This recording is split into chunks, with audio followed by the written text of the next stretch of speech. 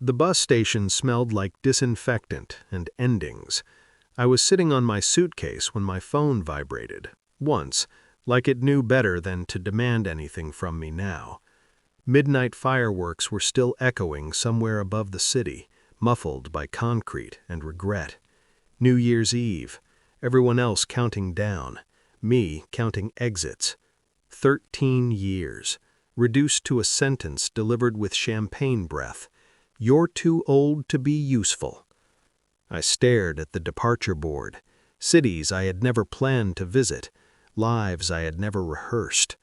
The idea of disappearing felt clean, surgical. A young woman sat beside me, too calm for this hour. She studied my face the way people do when they think they recognize a ghost. "You okay?" she asked. I laughed. It came out wrong. The words spilled anyway. The company, my wife's father, the announcement, the replacement, the way the room had applauded while my hands went numb. She listened, didn't interrupt. When I finished, she made a call. "Dad," she said quietly, "I found him. Yes, I'm sure." She looked at me then, not with pity, with confirmation. The party replayed itself in my head like a surveillance tape. Crystal glasses, soft music, my father-in-law at the head of the table, smiling the way men do when they're about to cut something loose. He raised his glass, spoke about legacy, adaptation, the future. Then he looked at me, a pause, calculated. "We're going to replace you with someone else," he said. "You're too old to be useful." Laughter followed, nervous, obligatory. My wife didn't look at me. She was watching him, waiting for approval. I remember noticing the man standing near her, younger, sharper suit, the successor. His hand brushed her back, familiar, intimate. No one noticed me leave. At home I packed without emotion, shirts folded with military precision, documents, my laptop. I left the wedding photo face down. Patterns surfaced on the ride to the station. Late nights, her phone angled away. The promotion rumors, the sudden urgency to modernize.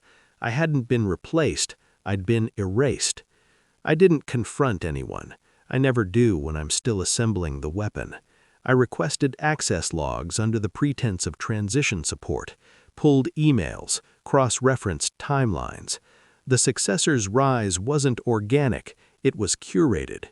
Expense reports revealed dinners charged to client development, hotels, weekends. Always the same two names, my wife's, his. I watched her from a distance, calm, efficient, already mourning something that wasn't dead yet. I ran numbers, quietly transferred ownership of the process architectures I'd built. The company ran on my systems, my logic, my redundancies. Without them, it would bleed slowly. At night, I drafted my disappearance. New identity, new city, no loose ends, except one. The woman at the station sat with her hands folded. "My father doesn't know I'm here," she said. "Not yet." She explained without flourish, internal audit, whistleblower protections. Her role was to observe, to confirm patterns. She had suspected my removal was engineered to bury something. She slid a folder across the bench. Fraud, embezzlement, my father-in-law's signature everywhere. The successor was the fall guy, or supposed to be.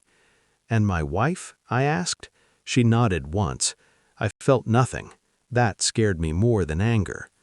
Later, in his office, I placed the folder on the desk. Didn't sit. He flipped through it. Color drained. His mouth opened, closed. "You knew," he said. "I always do," I replied. The board meeting was brief. The audit findings spoke louder than I ever could. Accounts frozen. Investigations launched. The successor stared at the table. My wife stared at me. She tried to speak. I stood first. "I resigned 2 days ago," I said, effective immediately. Confusion rippled. I continued. "All operational frameworks are proprietary. They leave with me." Silence. Her father reached for me. Missed. I didn't look back. The bus arrived on time. I boarded with one bag lighter than before. No photos, no names. The young woman nodded from the platform. Job done. As the city receded, I felt the absence settle. Not grief, not relief. Control. They thought replacing me would erase me. They were wrong. I don't vanish. I decide when the lights go out.